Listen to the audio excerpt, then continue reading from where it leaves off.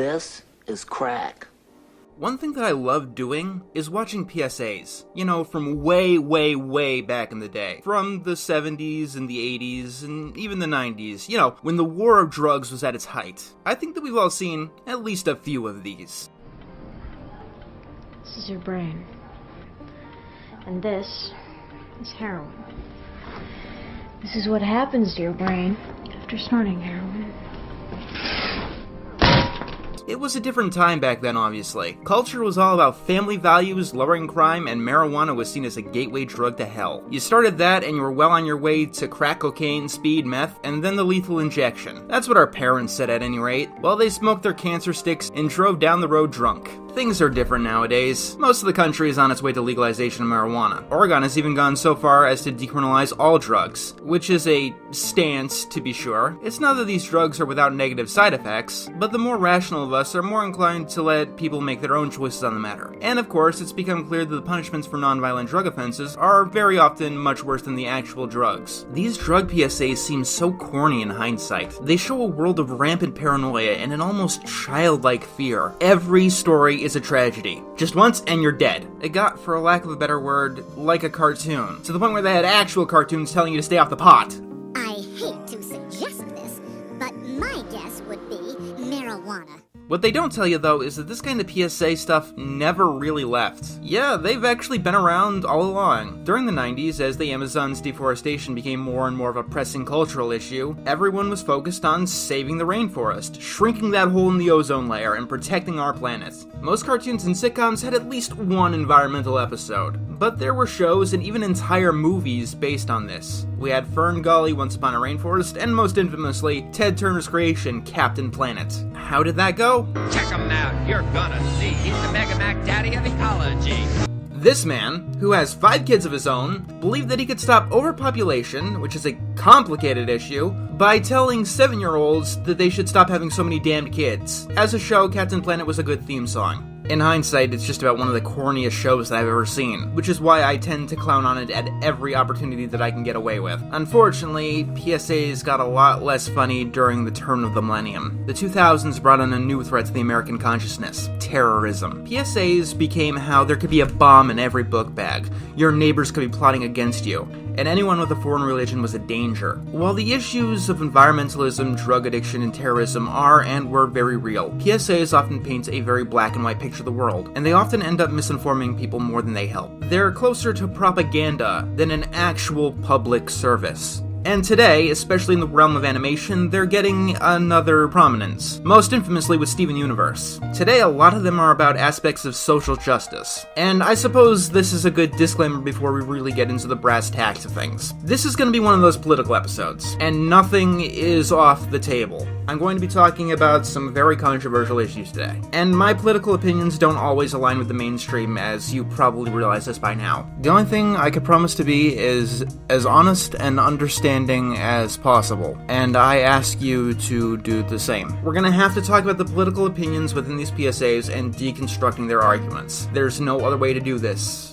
I respect you guys a lot more than just to make this episode about laughing at stupid corniness. But there will definitely be a little bit of that as we go forward. Some of the PSAs are outside of cartoons, like they made a commercial for it, and some of them are basically whole episodes. I'm going to be a little bit loose with the definition of a PSA. For instance, I consider the episode Let's Not Be Skeletons to be a PSA on gun control, even though it's another episode of OKKO, and not a PSA by the traditional definition. And speaking of politics and such, most of Hollywood and the animation industry by extension is left-leaning. Very far left-leaning. I don't think that's controversial to say. I think most people know that Hollywood is pretty far left. But it does mean that we're going to be pretty much only tackling left-wing arguments and stances. Maybe one of these days Tim Allen or Mike Rowe will make an animated show, or Mike Judge will do something other than keep trying to revive Beavis and Butthead. But until that day comes, most of the animation industry itself has a very unified voice. Please do not follow any cartoonists or voice actors on Twitter. You will come to hate everything about animation if you do that, no matter which side of the political aisle you're on. Buckle up. It's going to be a long, winding road today, and I think we need something really simple to get started with. What is the least controversial topic that we can start with today? Global warming. Okay, well, I'm fucked. It's all downhill from here, kids. This kind of PSA is pretty common, I'd say, as climate change becomes a more hotly contested political football. We don't get these kind of things as much as we did in the 90s, but every show needs to have an Earth Day special, whether it be SpongeBob or The Loud House. So, the greenhouse from The Loud House kind of blows. Like, really hard. Actually, that's a weird statement. The Greenhouse is a fascinating episode for someone who is not an environmental activist. It's bad, but it's fascinatingly bad because of how incompetent it is. You see, The Greenhouse from The Loud House showcases exactly why every single environmental PSA ever made has been completely useless in doing anything. I'm absolutely serious on this one. You want to know why environmental messages don't work? This is the episode why. For starters, you ever watch an environmental PSA that shits on renewable energy? And I mean, the episode has a good point here. It's not up to the kids whether their house is solar powered or powered by fossil fuels. That's their parents doing, which is kind of a problem for the plot, you know. You ever get an assignment at school where your success or failure depends entirely on other people, like your parents and your siblings and the size of your family? As shitty as my school was, I don't think I ever had that situation like Lincoln does in this episode. But I mean, it's accurate, because a single person can't really do much for or against the environment, especially if they're not rich. I love it, really, but yes, in this battle between fossil fuels and renewables, they both have issues and downsides. I don't know why this is contentious, why these are seen as a magic bullet, but both solar and wind power have issues. Neither of them are effective enough to meet current power demands with our current technology, and each of them actually do have environmental issues. Wind power requires clear-cutting forests and chops up birds like nothing else. Solar panels actually produce a ton of waste in and of themselves, and they must be replaced every 5 years. And we don't have a place to really store retired solar panels. And of course, the most common criticism brought up, which is what the episode goes with, is that sometimes the wind doesn't blow and the sun don't shine. While batteries exist, a constant flow of power is required in a developed nation. Because without the constant flow of electricity, people will die, as would happen during the cold snap that hit Texas last winter. The Texas thing became a flashpoint in the climate change debate. Both fossil fuels and windmills froze, and both sides are claiming that the other side is stupid. The actual issue is that Texas failed to winterize, because, and hear me out on this, when environmentalists claim that the planet is warming at an unprecedented rate due to fossil fuels, the last thing that anyone thinks to do is make sure that windmills in the desert that is Texas, which is a primary exporter of oil, can withstand heavy snowfall, climate change, global warming, whatever you want to call it. I do believe is real. The evidence is obvious. But it's obviously a poorly marketed and poorly named problem. And the way we talk about it is completely wrong. Remember, weather is not the climate, but the unprecedented cold weather in Texas is proof of climate change. Science communication is a field that has been dead for decades at this point. We are in desperate need of a Bill Nye that hasn't gone fucking insane. So, you guys, seriously, this next thing I feel is very special. 'Cause my sex junk is so much more than either. This song was nominated for an Emmy, by the way. At this point, I would like to formally nominate Genghis Khan for an Emmy, because he is just about as deserving as an Emmy as anything else the Emmys award and nominate these days. So, the greenhouse accurately showcases what's going to happen when any country goes green. Climate change is not an entirely environmental issue. It's a diplomatic one. In the episode, Lincoln makes his house go green. So everyone else in the class trying to stay green takes advantage of Lincoln. If you don't dig for oil in your backyard, you're gonna have to ask your neighbors for some. And you're gonna have to do just about whatever they say, no matter how immoral they are, because the demand for it hasn't vanished. The problem is, with current technology, renewables aren't as reliable as fossil fuels. So when a country does decide to go green, it lowers its own productivity, hurting it on the global stage. Other countries are incentivized not to go green, as it gives them an economic boom and more relative power on the global stage. Eventually, the polluters are going to dominate the global stage by polluting. Things like the Paris Accord only work if everybody plays together. In the current state of global affairs, everyone is not going to play together. When conservatives point to China and India, they aren't just whinging. By ignoring their impact, it incentivizes them to keep polluting, making them more powerful, making pollution more powerful. Because if you ignore eco-resolutions and regulations, you produce more. Your economic power boosts more. It creates a feedback loop, where the countries that ignore eco-regulations become the most powerful. It also severely hurts the developing world because industrialization is just about the only way that they can become developed. So this episode that says you should go green brings up another really good point against going green. Environmentalism is gross. Like, really gross. If you want an example, the pandemic of 2020 killed a lot of virtues, but I think that environmentalism was one of their first sacrifices. Wear a mask, make sure you don't use the same one twice in a row. Either dispose it, or waste a shit ton of water in between each use if you want to do this properly and safely. Throughout 2020, 1.5 billion masks have fallen into the ocean, and they tend to end up scattered across the ground as well. The overcleaning and the aerosols involved in sanitizing everything is bound to jack up the ecosystem. Even ignoring 2020 specifically, you shower probably every single day, which is more than you need to, scientifically speaking, and it wastes water. You also waste clean, fresh water every single time you flush the toilet. Like, every single day, you waste enough water for an entire family to survive on for a week. If climate change scientists and activists are right, flushing the toilet might be the sin that future generations try to erase us for when the water wars start. No, I'm not exaggerating. But you want to flush the toilet every single time you use it, never reuse dirty clothes, shower every single day, because it's all about feeling good. Why else would you be an environmentalist if it didn't allow you to feel good? Maybe because doing good is hard work and there's no easy way to morality. It can be very hard to be good and to have values, and I think that's something worth respecting. Keep wasting resources to keep your standard of living, and put the glass bottle in its proper bin to think you saved the world. Never mind that the bottle is full of ingredients that need to be shipped across the world by trucks, boats, and planes. It's reduce, then reuse, and then finally recycle. People don't want to reduce because no one wants a lower standard of living, and reusing things is disgusting.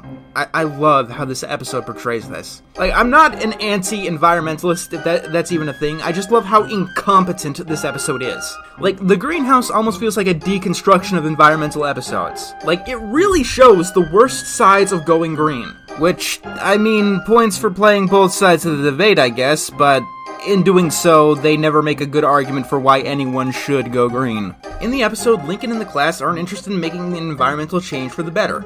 They're doing it for the selfish reasons of naming a polar bear. In this environmental episode, everyone only does environmentalism for their own selfish ends, to the point they take advantage of other people so they can claim to be environmentally friendly. And also, everyone is held up to the same standard, despite vastly different sizes of population. Which, once again, is accurate. Environmental regulations tend to hurt bigger families, which are usually poorer families because rich people tend to have fewer kids for a variety of reasons that I'm not going to go into right now. And poorer families are disproportionately minority families. And yeah, that tends to be how eco resolutions go. They treat every single situation exactly the same, even if it's unfeasible for some people to actually meet these resolutions. And they really fuck over the working class and the poor, which ended up sparking the Yellow Vest protests in France. It's like an episode on why environmentalism is a stupid fool's errand. But, I mean, climate change activists themselves have kind of convinced me of that. And what I'm about to say assumes that everything is honest and every single one of these studies is above board, where everything they say is completely 100% honest and truthful. The biggest proponents of climate change are climate change activists. They've basically been arguing unless we radically change how society is structured, we've got 12 years before the end of the world. Taking a step back from the panic, it's 12 years until climate change becomes irreversible or very much damaging. Either way, it doesn't really change how futile everything is. So, they have thoroughly convinced me, personally, that the only thing we could do in our fight against climate change is remove all funding to climate change research, environmental protection, and allocate it to surviving the oncoming changes. Because there's no way you're doing something that basically requires world peace to stop, and fundamentally changing the nature of the human race in a zodiac cycle. I mean, do you want to live in the 2020 lockdowns for the rest of your life? Because some environmental-obsessed governments are wanting to replace pandemic lockdowns with environmental lockdowns. And if you think that's a better life, please don't talk to me because I don't want to talk to you. If you want to improve the environmentalist message, the first thing you could do is kick these crazies off the stage. Because it's an alienating message that nobody wants to hear. Isn't that right, little Dickie? Hi, I'm a baboon. I'm like a man, just less advanced, and my anus is huge. It's time to stop! When one of the most public figures in the climate change debate is a man whose only talent is pointing out how small his manhood is, can you really be surprised that people don't want to get involved in this? These are the kind of people who fight climate change. Yes, we must stop global warming to save the beaver baboons because they have huge anuses. If we lost those, it would truly be a tragedy on this planet. We must also save HPV, the disease that causes genital warts. And of course, we gotta save Kanye West. That dude is gonna be president someday. Guys, everybody look into whatever the fuck Leonardo DiCaprio is always pushing. Okay, first of all, that animation on Leo is terrible. It's not stylized at all like the rest of the music video, but yes, let's look at what Leonardo DiCaprio is doing because I'm tired of watching little Dicky hump the Pacific Ocean. In 2019, the year that this PSA was made, he had emitted up to 418 tons of CO2 by flying all over the world with his globetrotting. Meanwhile, in America, the country of excess, your average citizen emits 19 tons per year. Maybe people would take these activists like DiCaprio or John Kerry or Thunberg more seriously if they practiced what they preached. You cannot, and I repeat this, you cannot be an environmental activist and travel all around the world in planes and cars and stuff. The action is entirely contradictory with the belief. It's like being a vegetarian butcher, it doesn't make sense. Especially in an age with video communications. It's like saying that you're an animal rights activist while running a dogfighting ring. Or saying that you care about people with autism while supporting Autism Speaks. Ahem. Ahem. Ahem. Honestly, the biggest problem with the global warming debate is that it attracts people with a god complex. Who else has enough delusions to believe that they can change nature? Human or otherwise. Which pretty much every single one of these environmental activists do have. Speaking of complexes, anything else you got to say, little Dickie?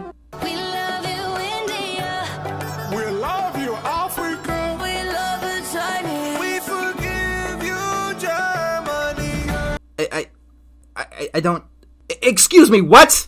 We forgive you, Germany. Yeah, Germany. I know you had the whole Nazi thing, but we're cool now. So let's save the planet. What the fuck? What the fuck even is this? Yeah, I don't give a shit what the message is. I'm not gonna listen to anyone who drops a line like that. Especially since Germany hasn't exactly been the best in the fight against climate change themselves. Following the Fukushima nuclear disaster, Germany started reducing its nuclear power plants and opening up more wind farms. These wind farms couldn't meet energy demand and they had to start burning more fossil fuels, raising the country's carbon footprint. Because nuclear energy is literally the only way we will ever phase out fossil fuels, and environmentalists need to stop protesting it if they don't want to be hypocrites. Yes, nuclear energy has problems. It's either fossil fuels or nuclear, your choice. What's next? I'm done with this. Speaking of things that should have stayed in the 90s, the Animaniacs had a reboot. A lot of people really seem to like it. Then there are others, the people who notice that Dot is actually in this show. Not to, mansplain, but when the theme song says no mansplaining, you can't expect that to not rub people the wrong way. It's alienating, which is the last thing that you want to do in a theme song. Look, Dot was always a feminist character. People who say she wasn't never watched the original. But in the reboot, they did take her in a lot more of an abrasive direction. It's kind of the difference between third wave feminism and fourth wave, honestly. To put it short, in this version of Animaniacs, Dot is the character who will fight against gendered language while telling you to stop mansplaining, manterrupting, and having a mantrum. All while going after words like bossy that have no actual gender connotation. Dot's 90s feminism was self-assured, but in the modern incarnation, it seems like she's going specifically out of her way to piss off anyone with a different set of values. It's funny, their prediction song says the show was written in 2018 before it came out in 2020. However, it feels like it was written in 2016 and came out in 2018. This is the kind of show that came from the same writer's room as the Ghostbusters female reboot, I'm sure. Basically trying to start culture war crap for clapback points from the idiots on Twitter. What I'm trying to say is that the modern Animaniacs really wears its politics on its sleeve, and it doesn't do it any favors. Once again, Animaniacs has always been political. It's even been abrasive at times. What it hasn't always been is alienating. And the Animaniacs reboot finds itself in a time period when political tensions are worse than they've been in at least half a fucking century. Shows like this are bordering on irresponsible. I don't know if you've noticed, but we've had political riots and people trying to take over buildings to meet political ends. We do not need this kind of divisive bullshit! I don't know if it's a cause of our problems, but it's certainly not helping. Speaking of divisive bullshit, we gotta talk about gun control. Again. Oh no, I'm sorry. We have to talk about bun control. That is... no, really. Excuse me for a minute. I must really process how intensely clever that pun was. You must be some kind of comedic genius to come up with that kind of intricate wordplay. No, seriously. Chaka Conroy is blushing at you masterfully changing the letter G to the letter B. What other kind of genius could think of something like that? The satire of this episode, if you could call it that, The only thing biting here is the satire. that's what they call it, doesn't work because the scenario doesn't work in context. Studies show that owners of multiple buns feel safer from the threat of other owners of multiple buns. Look, skeleton remotes I could kinda get. You shoot them at someone and something permanent happens. It didn't really have a negative effect in the long run, but it was something permanent, I will give them that. A bunny, like a rabbit, unless you're a farmer or Elmer Fudd, isn't actually a threat to anyone. In a situation like this, you can't just preach to the choir. You have to be on your A game. You need to speak to the people who don't agree with you. And they're gonna point out this stupid writing right up front. And gun control is a very divisive issue. Actually, that's kind of getting to be less true. One of the odd little quirks of 2020, the year that this came out, it was a banger year for gun sales in the United States. Roughly 8.5 million people bought their first gun in 2020. And get this, mostly in liberal areas. You know, the people in this country that support gun control. Or used to, I guess. Gun control is a harder sell than it has ever been in a long time. And if you want to convince people to ban the things they literally just bought, you're going to need a damn good argument. And they do not have a good argument. This episode's brilliant solution to gun control is just do what Australia did. Which is another thing that rings out like it came in 2018, but it was written in 2016. I feel like a robot for saying this, because the Australia argument is so well-worn. I don't think that even gun control activists use Australia anymore. Australia was already experiencing a decrease in gun violence before the ban, and the ban itself had no effect on the already downward trend. Beep boop, libertarian programming activated. During the 2020 COVID pandemic, Australians became unable to leave their country without express permission from their government, preventing many families from becoming reunited. Something that typically only happens in totalitarian countries like North Korea, forcing them to deal with some of the strictest authoritarianism and pandemic controls in the Western world. This is likely something that would not have happened in an armed populace. And for the final bit of stupid, and I do mean that this is the most stupid part of the episode, because of how little they understand Australia at all. The Animaniacs try to get rid of buns by introducing a predator, dingoes. I want to show you guys something. This is the cane toad. Why am I showing you the pictures of a toad? Well, Australia had this problem with beetles eating up all of their sugarcane, so they introduced a predator to get rid of them. You know, Animaniac solution, introduce a predator to get rid of a problem. Unfortunately, cane toads had no natural predators in Australia, so the cane toads became a big problem as they devastated their ecosystem. And to add insult to injury, the toads didn't get rid of the beetles either. So in order to get rid of the gun violence problem in the United States, we must follow along the lead of Australia by introducing a predator into our ecosystem, which is known as one of the biggest mistakes in Australian history. Obviously not the absolute biggest sin Australia's ever committed. How they treated the Aboriginals takes the cake on that one. But, didn't this show used to be about 3 cat-dog things annoying a psychiatrist in an animation studio? Whatever happened to that?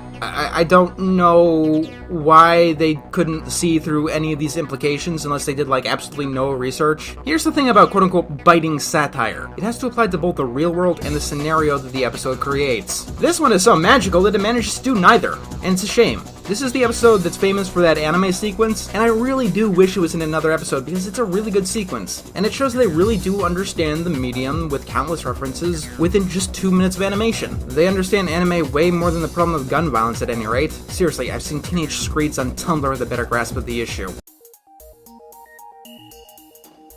So, your favorite show is having a reunion. It's been off the air for like a decade, but they're making a comeback.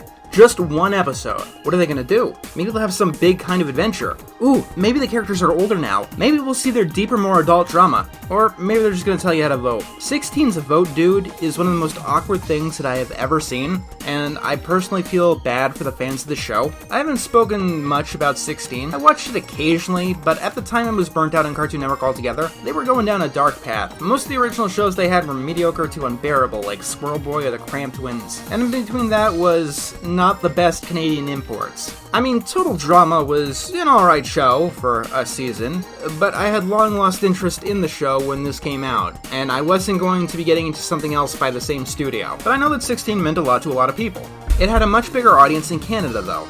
It was a Canadian production. So in 2018, the United States was getting into its midterm elections. You see, the way the United States works is that we have a presidential election every 4 years, but there are several other elections in between. And the most significant of those is the halfway point, where we have elections for many members of Congress and senators. And that gets to determine what kind of legislative branch that our president has to deal with. If the president is a Republican and the two houses of Congress are majority Democrat, it's unlikely that they'll be able to do much, or vice versa. Partisanship in this country is that bad. The last thing that Democrats and Republicans agreed to in the United States is going to war with Iraq, in 2003. Members of Congress will stick to voting in certain directions based on party in front of everything else, and opposing parties will do nothing but obstruct. So you may be wondering what the American midterm elections have to do with the Canadian television series that ran in the mid-2000s. No, I got nothing. This is one of the stupidest things they could have done. Hey guys, wanna know what I just did? I just looked up how to register to vote. And then I took the pledge to not have sex until after I got married. Same energy. Same fucking energy. Have you seen what he's done today? Who? Trump! He's repealing the gun restrictions! I reiterate, these characters are Canadian. They are Canadian within the short. They expressly state that. And the president can't just unilaterally repeal laws. I know that that's a joke, that we eventually find out that they are Canadian, but it doesn't work as a joke. The setup actually needs to make sense in the universe in which the show takes place. And I mean, it's not like you couldn't make this joke make sense. The most passionate person about American politics you will ever meet is probably a Canadian. But until the punchline, it's like they literally believe that they are in another country. And I know that Canada and the US look alike. Many people, even living in the respective countries, might not be able to discern a photograph between the two. But we are different countries, and we have different issues. And now he's starting a trade war with Canada. I mean, who doesn't like Canada? I'm guessing you guys don't, since you've apparently renounced all your Canadian citizenships. Like, this short goes on and on, showing about how all the characters have changed and giving a general update on their life. It's something that would have been nice if it wasn't mired in current political bullshit. I mean, 2 years on, and this midterm is a distant memory, so it comes across as awkward and outdated. The swearing doesn't help much either.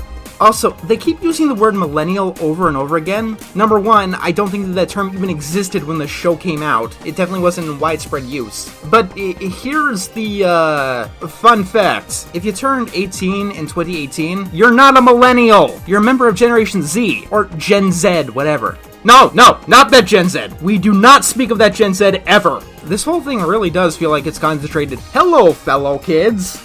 You doofuses know we can't vote in the US election, right? We're Canadian! Like, here's another thing about this punchline. If you do care about American politics at all, you'll know how disrespectful this is. Since 2016, foreign election interference has become a very real concern in the United States. And it's not something that Americans would find a laughing matter. Doesn't matter if it's Russian, Chinese, Venezuelan, or Canadian, it's not funny. And it's quite tone deaf on some American citizens' actual concerns. This message is approved by Ronald Reagan. What's next, Arthur? How bad could it be? So, what have you been up to lately? Good fucking lord. What the hell happens to the animation? This looks like a 90s edutainment game. No, wait. The Arthur games from the 90s look better than this. Oh yeah, Arthur went to Flash animation for some reason I can't understand. It used to be hand-drawn, and it had a lot of personality that was reminiscent in the original Arthur books. Look, I know the PBS is publicly funded, but this kind of animation quality is not acceptable. Anyway, what's Arthur trying to teach people to do today? Is it about how stealing is wrong, or how you should tell the truth, or... Ooh, Trey chic. Oh good, it's a pandemic safety PSA. Well, this isn't going to shoot my career in the foot again. We're really doing this again. Do I have to? Yes. Like, people know what I think on this, and they don't like what I think about this. If no one ever gave an unpopular opinion, where would your species be as a whole? If you personally suddenly stopped talking about this issue just because you didn't get a response of sunshine and rainbows, what would it say about you and what you truly believe in? If you believe that you are right, it is a duty to continue to speak up, no matter what the consequences are. You must remember that this is who you are. This is a feature, not a bug of who you are. And it is an important feature. The most important feature. I know that. It just seems so futile. So pointless. Like, can I ask a question here? Is literally anything I say going to change anyone's mind? Just one person. Because I'm getting tired of speaking into the void. Seeing people literally comment that they are okay with other people committing suicide if that means that they personally don't have to get sick, even if they are not in an age group where they are at significant risk of any complications. I spent my first years on this platform telling people that going massively into debt for college might be a bad idea, and they just looked at me like I was telling them that magic existed. Now, we have people with like PhDs and master's degrees serving Starbucks, wondering where their life went wrong. But like the possibility that college might not be the right path for them, or that getting a degree in bullshit doesn't automatically guarantee them a good job, was a complete unreality, and a teenager going to college was just as scientifically certain as the sun rising in the morning. And a country going into lockdown when they have an outbreak of a disease, despite not being recommended by health authorities past or present, is just as scientifically certain as entropy. Our pandemic efforts in 2020 convinced me of only one thing. We are doomed as a species. Doomed to do the song and dance every fucking time. Maybe burning witches is a bad idea. No, if we don't, God will condemn us. Maybe manifest destiny is a bad idea. No, see the shining sea. Maybe interning the Japanese is a bad idea. No, we need to be safe. Maybe the war on drugs is a bad idea. No, we need to be safe. Maybe the war on terror is a bad idea. No, we need to be safe. Maybe lockdowns are a bad idea. No, we need to be safe. I'm just starting to wrap my head around us doing this about once a generation until I'm long dead. Or, who knows, maybe this war on death will be far, far more successful than the war on drugs, or the war on terror, or the war on poverty. A lot of people wonder what's going to cause the end of the world. You know, many people claim nuclear war or global warming, or maybe an asteroid. Let me get rid of all of those fears. I know exactly what's going to kill off humanity. Humans will kill the human race. That is an absolute certainty at this point. And no, I don't mean by nuclear war or conquest, just the opposite really. The human race will destroy itself trying to save itself. Because it's more and more apparent that the human desire to save itself is one of the most destructive forces in the entire universe. What was I talking about again? The Arthur Mask PSA. No, I wasn't talking about that. I was talking about how nothing I say on this is going to matter. I'm not usually a determinist, but this is proven to be futile. I could say gloobity globbity glorp, and it'd be worth that fucking documentary I made that had over 150 sources. I mean, even if I shot with their side on this one, they still wouldn't listen to me. I mean, I could say that the science of this PSA is outdated, and apparently now you need to wear 2 masks. Even if you're vaccinated, which is great incentive to get vaccinated, by the way, guys. Does it matter that many countries and states who had mask mandates actually had an increase in cases? Or that plenty of places that got rid of mask mandates saw a drop in cases, like recently Texas? Nope, science avoids evidence. And it's not worrying at all that a Dutch study that talked down the effectiveness of masks was afraid it couldn't find a publisher, because consensus is the most important thing to science. That's why we know that the sun revolves around the earth. Science should never be controversial ever. And I get it, I really do. We all need to have a completely unquestioned priest or preacher who is infallible no matter how many times the Fauci's lied. Masks, asymptomatic spread, herd immunity percentage. When you're in the middle of an outbreak, wearing a mask might make people feel a little bit better, and it might even block a droplet, but it's not providing the perfect protection that people think that it is. That even if there is some asymptomatic transmission, in all the history of respiratory-borne viruses of any type, asymptomatic transmission has never been the driver of outbreaks. The driver of outbreaks is always a symptomatic person. Even if there's a rare asymptomatic person that might transmit, an epidemic is not driven by asymptomatic carriers. Those are 3 major times that Fauci has lied. There are dozens and dozens of other times where he has, to put it as generously as I can, flip-flopped. If you want to listen to an avowed failure and an active liar, that is completely up to you. You can do what you want. I mean, even if masks do nothing, they don't have any negative effects. You know, besides the excessive police brutality all across the world, getting people to turn on each other, psychologically damaging children, forcing people to undergo previous trauma, an environmental disaster unlike the magnitude of anything we've ever seen before, discriminating against the mentally ill.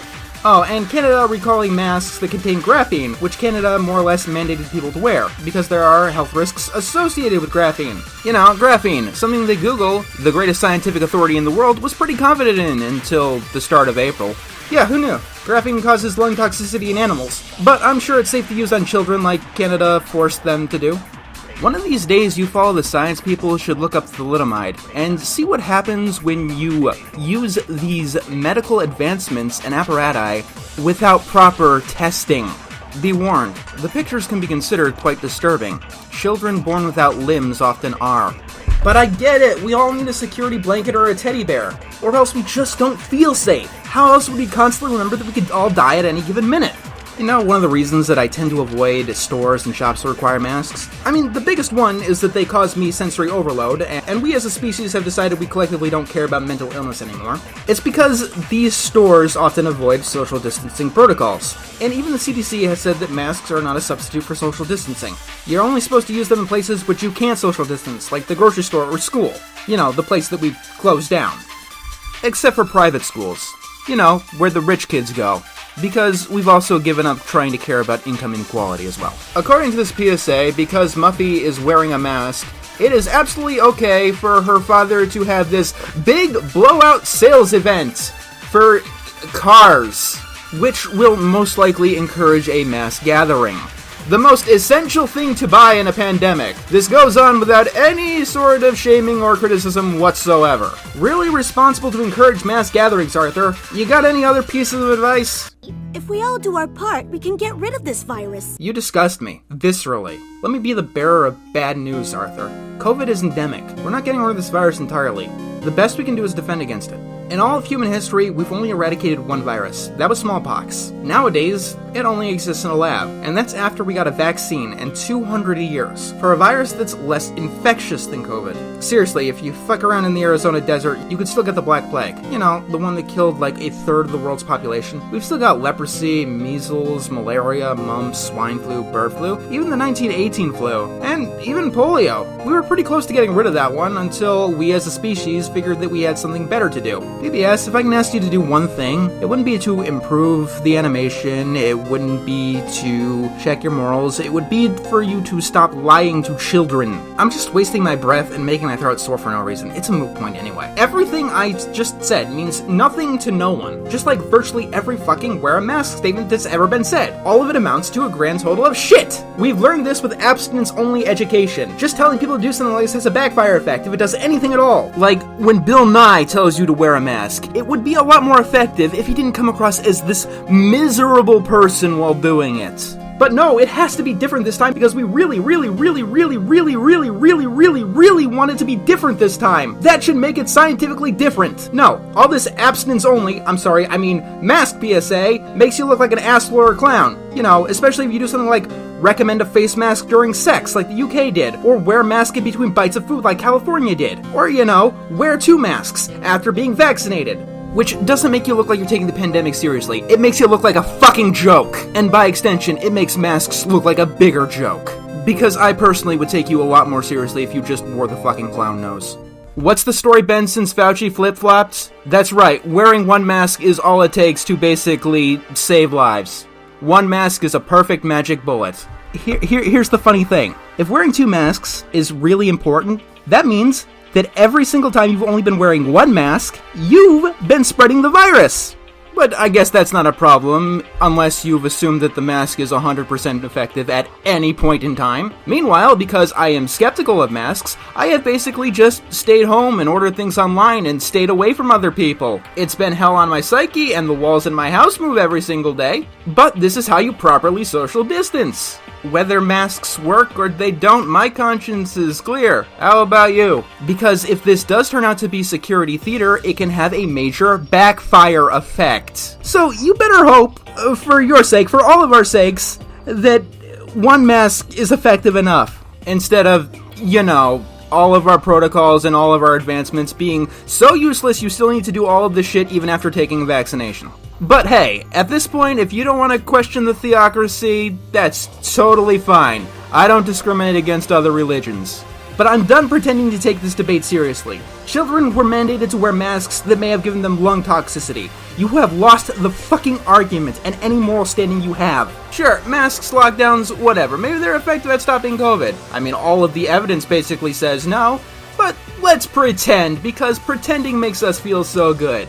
And feeling good is just so much more important than doing good. Feeling good should just literally be the only thing that matters, no matter if we're actually doing good or actually hurting people. Let's hope that the future you're building is worth its weight in lives. Even toying with the idea of vaccine passports, which was said to be conspiracy nonsense last year, says no. Has Arthur done anything else? Because this debate just gets me in such a foul mood.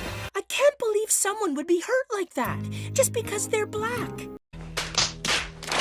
So, I'm going to need you to point out the problems with Arthur tackling this particular subject matter. If you don't get it, let me explain. In Arthur, the characters, don't have race. They have species of animals, yes, like aardvarks and rabbits, but you'd have to be MatPat to assume that they had an in-universe reason. This is a conscious choice that many shows made back in the day to make race irrelevant in their world. It was one of the main reasons that shows used anthropomorphic animals. There are no black people in Arthur's universe because there are no people of any race in Arthur's universe. We can see this also in things like Doug, where all the characters are Technicolor specifically for this reason. It's something that even happens to this day. Frisk is yellow in Undertale as well to take race out of the equation. It's not enough to just say, I'm not racist. It's not my problem. We have to actively fight against racism. So we get to our final stop on this train. So, in late May of 2020, a man named George Floyd was killed in the hands of police officers. It became another example in a long line of incidences of police brutality aimed specifically at minorities. But this was a tipping point for many. Protests and civil unrest sparked all across the United States, sometimes ending up as riots. They continued for over 100 days, and there was a sense of outrage among the country. There is a lot of controversy surrounding the situation, and as I record this, the trial is ongoing. The full-body camera footage was actually leaked to the public sometime later, and it mired the situation quite a bit, as well as Floyd having a controversial past, but you'd be hard-pressed to believe that he or Breonna Taylor or any of the other numerous individuals who have been shot and killed by police deserve to die. In cases of actual crime, the police are there to apprehend and not to execute. This is a very serious discussion that could probably take up a full video that I'm not entirely comfortable making, but it gave rise to mantras of all cops are family unfriendly expletive, and silence is violence. And in the animation realm, we got a whole host of PSAs. It feels like we got the entirety of the drug war PSAs all in 1 month. And I hate to be the one to say this, but they're all about as good as the PSAs against drugs. Talk about racism with your friends, your parents, your teachers. Hey Fred, we're about to play some Mario Kart, you want in? Sure, but I think we should talk about how predominantly black schools are underfunded due to a systemically racist Department of Education. Okay Fred, not this again. We're trying to play a fucking game here. Racism is definitely a bad thing and an evil in this world, and it should be fought against. However, not every single person or weapon is equally useful in this attempt. For example, Barbie. Barbie wants to tell you all how bad racism is. Yes, Barbie. The doll. The doll. Hey, everybody. Oh god, another one of these things. Okay, maybe animated characters should not vlog. Like, seriously, it's weird as hell seeing a cartoon character stare awkwardly at the camera. They're not supposed to do that. 2D or 3D, it barely works in live action. For vlogging to work, you need to be really expressive. And this stilted animation just makes it look uncanny, like a Barbie doll. This PSA has a problem that the Arthur one does, which is why I'm tackling them next to each other. People might think that my life looks fine, but the truth is, I and so many other black people have to deal with racism. Now, here's something that I don't know if you've noticed, but this character is, well, a fictional character. Their entire life and every experience within is completely made up. I can show you my character and say that she's had to go through X, Y, and Z as a girl and that sexism is bad, but it doesn't change the fact that I made them up, both the character and the sexism that she's been exposed to. In both of these PSAs, they talk about fictional examples of racism. The Arthur one is more close to what actually happened, but it's so vague that you'll only know what he's talking about if you actually directly know about George Floyd. Meanwhile, not only is the Barbie one made up, it's completely off screen. It's one thing if it's like in the context of an episode about racism, racism, but these are coming off like actual people trying to talk about a real-world issue, when they're clearly and patently making shit up. If the problem is bad, and the problem is bad, you should not need to make up fictional examples. All it does is dilute the problem, and look like you're making it a bigger deal than it really is. Once again, if they did like an actual episode about this, I wouldn't have much of a problem. But no, these PSAs are about fictional events, and they're talking about them as if they actually happened in everyday reality. It's okay if an actual human vlogger in the real world talks about this, like, okay, I don't know any vloggers. Let's say Oprah starts a vlogging show. She can talk about any racism that she's experienced with credibility because she's a real person. We can assume that she's honest about her life experiences, and we're to assume that her stories are true. Especially because there are real-world consequences if the stories are not true. Like when Jussie Smollett made up a fake hate crime. Fake hate crimes, even in terms of a PSA, only undermine the actual problem. You can make like 50 million PSAs about any problem you want, real or not. Like, the moon is gonna crash into the earth, and we have to do something about it. You could make as many PSAs as you want about it, and it would be on the same level of these racism PSAs, despite one problem being real and another one being clearly science fiction. Give some of those drug PSAs credit. They often talked about what would have happened if you took drugs, not what did happen to fictional characters. Although, yes, some of them did fail on that regard, but, like, not one of these racism PSAs even takes that step. This is my biggest issue with the whole silence is violence mantra. It's not that you're compelling certain people that they have to speak up if they don't want to be branded a racist. It's because some people should shut up because they're stupid, and anything they say can actually hurt the fucking cause. There's actual racism in this world. If you deny that, you're a moron. But if you feel the need to make shit up, you're worse than a moron. We shouldn't have to make things up to tell the full story. And speaking of that, it's the moment that you've all been waiting for. Steven Universe, our grand finale. After June of 2020, Steven Universe made a bunch of PSAs, despite the fact that the show was actually over by that point. It's not as awkward as 16 coming back a decade later, but it still raised a couple of eyebrows. There's actually 6 of them by my last count. 3 of them are about racism, and they've teamed up with Dove to do 3 more self-esteem and body positivity PSAs. Dove, if you don't know, is a company that's so woke it had an ad of a black woman turning into a white woman in 2017. That wasn't so long ago. If you said something of that caliber in 2017, you'd be canceled by now. Anyway, the PSAs. Who am I to say what an improvement is? Especially when it comes to something as personal as a gem's own form. Got it, kids? Don't criticize shapeshifters. But the other Dove one, the one about social media, is actually pretty decent. Credit where it's due. You don't have to be on social media, and there can be positivity if you do know where to look. I wish a lot more PSAs were like this, to be honest. I mean, the third Dove one is okay too, but once again, the alien stuff kind of gets in the way. Like, most people's bodies aren't too different. I mean, we don't have many people running around with 3 arms or being 20 feet tall, but I get the idea. That being said, I get the idea behind the racism ones too. Let's do Pearls first. Each PSA follows the same format. They're about to follow a traditional PSA, but they break the fourth wall to talk about, let's say, something else. Pearls is the one that's most widely talked about because it most obviously gets facts wrong. And it's been so well worn that I don't think I have to get too deep into it. Like, you could probably go deeper into the facts about this on someone else's video. Are we going to ask why kids are apparently learning about Thomas Edison? Honestly, I don't get the battle that they chose to fight here. Thomas Edison's fame has waned over the years. He ain't as popular as he used to be, and in most online discourse at least, he's known as a con artist. Like, Thomas Edison patented a lot of ideas from Nikola Tesla. He also killed an elephant, so you'd be hard-pressed to find a person today who thinks as highly as they did of him even back in the 2000s. Thomas Edison certainly had contributions, but the Wizard of Menlo isn't all that magical these days. There were black Roman warriors, black medieval knights, black classical musicians, black cowboys, black fighter pilots. Where are they?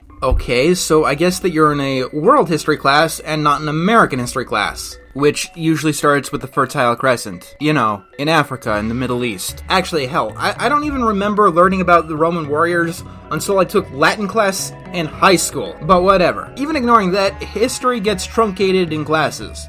Like, even the big events, like World War II, we don't learn every single nuance. Like, it's pretty bad when a channel called Oversimplified goes into more detail about major historical events like the American Civil War than our own actual education system does. But second of all, and more to the point, I don't know about whatever school you're teaching, but my school actually did go into black musicians. We learned about the Harlem Renaissance, the invention of jazz, Louis Armstrong, all of that. Like, I'm genuinely curious here. Did they take that stuff out of the textbooks and I just don't know it? Or Or maybe it's a regional thing, like how deep Texas gets into the Alamo? Because I distinctly remember learning about that. I mean, we learned about the Civil Rights Movement. I even learned about Jesse Owens, the black athlete who won 4 gold medals in the 1936 Olympics. You know, the one hosted by the Nazis. As for the Roman warriors, yes, there were black Roman warriors because their society wasn't race-based, and they conquered parts of Africa. This means, in addition to having black Roman warriors, the Romans also had white slaves. Look, sorry, they told me to tell the whole story, so I'm just doing what they said. I worry about you humans because you only live, what, about 100 years? Haven't you been on this planet for like 600? Why haven't you done anything about slavery or civil rights or anything like this? I reiterate, having a fictional character make a PSA about this kind of thing is stupid, especially when in-universe they have the power to actually do something about it. But no. Pearl is just gonna sit back and watch for hundreds of fucking years and then shame us about her inability to do shit. Was this modified to make white readers comfortable? Yes. My school made us watch the film Roots when we were learning about when our American forefathers partook in the atrocity that is slavery to make us more comfortable as white people. We learned about the Trail of Tears, read Farewell to Manzanar, you know, the book about the internment of the Japanese citizens during World War II. We learned about the American Civil Rights Movement with the Alabama bus boycott and the teachings of Martin Luther King, and how they got blasted by fire hoses for trying to earn their rights. And yes, while a lot of individual accomplishments by individual people have been sidelined, I never got the impression that my history class is trying to make me feel comfortable as a white person. Wherever that fucking notion came from. American history had a lot of race-based atrocities, which are repeatedly taught to us throughout our entire education. Alright, Garnet, you're up next. Hers is probably the least out of all of them. It's bad for the reasons that the drug PSAs were. Stuff like this doesn't actually happen in real life. Whoa there. Are you kidding? It totally does. Just because this has never happened to you doesn't mean it doesn't happen. Oh, wow. I'm sorry. Seriously, I didn't know. Stuff like this doesn't happen. Actually, it does. Whoa, I had no idea. I'm sorry. If you've managed to convince anyone on Earth to not be racist this easy, please let me know. Like, seriously. From what I understand, actual racists are kinda more entrenched in their fucked up beliefs. And it takes more than a slight scolding to get them out of it. I mean, if it's this easy, I guess people just don't want to try to fight racism. Seriously, I want to live in your world where all of this is this simple. Man hates black person for 50 years, but just talk to him for 2 seconds, and he's a changed man. See what I'm getting at? It's not that simple. And the cartoon that these characters live in is not our world. Amethyst, last chance here. What do you got for me? Sea color. Oh, this is going to be something. Whoa. Hold up a minute here. Ugh, who wrote this? I think it kind of does matter that I'm purple. Alright, where are you going to go with this? Well, I'm not an alien, but it definitely matters to me that I'm black. Yeah, it makes a difference that I'm white. All of these PSAs, they're giving me like some serious r/woke kids vibe. You know, where these Twitter people post stories of how their 5-year-old that doesn't exist stood up to a teacher's racist rant that would have gotten them fired, and then everybody on the bus clapped because kids don't talk like this. They don't talk about this kind of stuff. They don't talk like this. I just think it's messed up to compare me being an alien to you two being different races.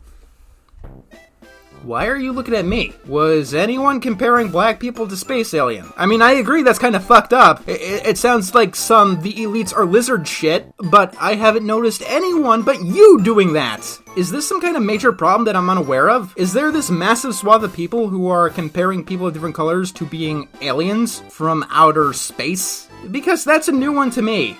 Adding purple people into a lesson about human racism makes no sense. Like, I could deconstruct these arguments, but I'm just baffled. Who else is comparing human races to purple aliens with the Crooniverse here?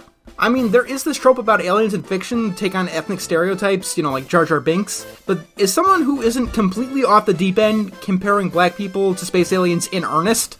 But I agree, this is a problem that we have to stop, like right now. It is the most important thing we should do in this war on racism. We have to tell people to stop comparing ethnic minorities to space aliens. I mean, I always thought that stopping police shootings, or the racially biased justice system, or black majority schools being systemically underfunded were more pressing issues, but you have convinced me. We really need to stop people from comparing black people to space aliens. It is the most pressing issue in the black community right now.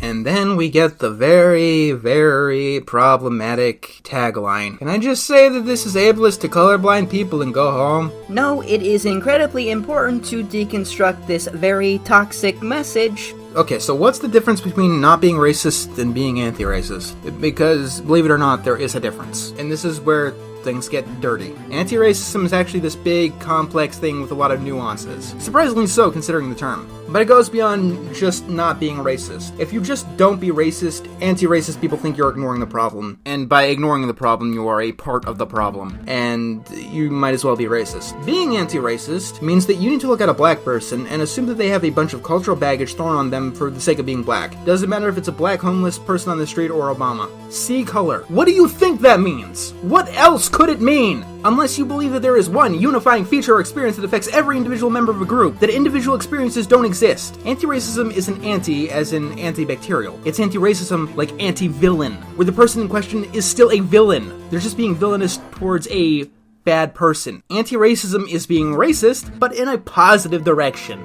That sounds a little bit fucked up, don't you think? And I'm betting a good deal of you guys don't believe me on this one. I want to tell you something. Last year, California had a proposition ballot, Prop 16. The media reported on it as the affirmative action bill. What it would do, and all it would do, is repeal Prop 209. What is Prop 209? Proposition 209 prevents state discrimination based on sex, race, or ethnicity. And in 2020, the most left-leaning state in the nation put up a proposition bill to basically repeal their civil rights law. Voting yes on Prop 16 is what is demanded and required to be anti-racist. If Prop 16 passed, someone could easily have a whites-only restaurant and it would be legal under California law. But no, it's about affirmative action. It's about giving downtrodden people a leg up so you can feel good and appeal to your white savior syndrome. Prop 16 didn't pass, by the way. It was close, 57% to 43. I absolutely understand that there are black people who've had experiences that I could never imagine going through. I know this because I talk to them and treat them as individuals. Same with Asians, Indians, Hispanics, Polynesians, Native Americans, so I can understand their worldviews better. But no, you people want to take a shortcut and assume that all of these people have had the same life experiences, which strikes me as kinda racist. You know who's very good at seeing color? You know who does it a lot? It's actually their primary feature? The alt-right. Their entire political ideology is about seeing color. And these kind of PSAs might just be good recruiting tools for them. I am so glad that they've gotten the pushback that they have, because quite frankly, a lot of what I've talked about today is disgusting. This especially. I'm sorry if you thought that this was going to be like the, let's mock the silly PSAs that are cringy and don't understand reality. But no, like, these bad PSAs are something else. I'll end it with this. Discrimination is bad. I don't know what else to say. Like, throughout my entire life, that has been my thought process. That has been the world that I've grown up in, and that has been my moral value. Discrimination is bad. If you think anything else, I believe you are an immoral person. Like, here's the thing. Some of the most racist shit that I have ever seen and heard has actually come from anti-racist activists. Like, there was this big story last year. The Smithsonian National Museum of African American History had a chart last year. It was controversial because it was on whiteness. And I can't put this on this video because it is one of the most racist things that I've ever seen. Not towards white people. It was racist towards black people. They literally stated that things like having a plan for the future, believing hard work is the key to success, and objective, rational, linear thinking, and viewing time as commodity were all a part of whiteness, as intrinsic to white people and no one else. It is clear to me, undeniably, that racism is alive and well. Unfortunately, it's endemic in the people who are claiming to fight it. A lot of this stuff from these anti-racist activists sound almost exactly like what I hear from the alt-right. And I would not be surprised if the people who made the Arthur or the Steven Universe or the Barbie PSA believe this shit. When these people say to see color and want to remove laws that protect minorities, I don't think they have anyone's best interest at heart, except their own. And it feels like they've hijacked the movement for something incredibly awful. Racism is bad. Discrimination is bad. And that should not be a controversial statement. I personally stand against racism of all stripes. Of any political affiliation. Left, right, I don't care. History has a funny view of all of us. And we'll see how things are judged going forward. But remember, every single PSA stood against drugs in the 80s and 90s. None of them said that they were good or that you should take them. They were the worst things ever that would destroy your life completely. 20 years later, and at least one state has decriminalized all drugs. Marijuana, the gateway drug, is fully legal in many states. These PSAs were corny, they were over the top, and they failed to understand their own issues that they were talking about. They had nothing for nuance. And that hasn't changed in 40 years. And slowly, but surely, people turned away from the PSAs of old. I can't say for sure that they caused the cultural changes that came along. but I can certainly say they didn't stop culture from making a 180. These are real issues that PSA simplify into cartoons and sound bites. But we live in a world of reality, and things are never straightforward or simple, and pretending that they are only leads to bad results. The biggest fear I have going about this episode and doing all this research, the one thing I desperately don't want, is for us to look back at the message of don't be racist the same way we look at this is your brain on drugs. And it's scary that this is a very real possibility. Whatever side of the aisle you're on, whatever you think of me, please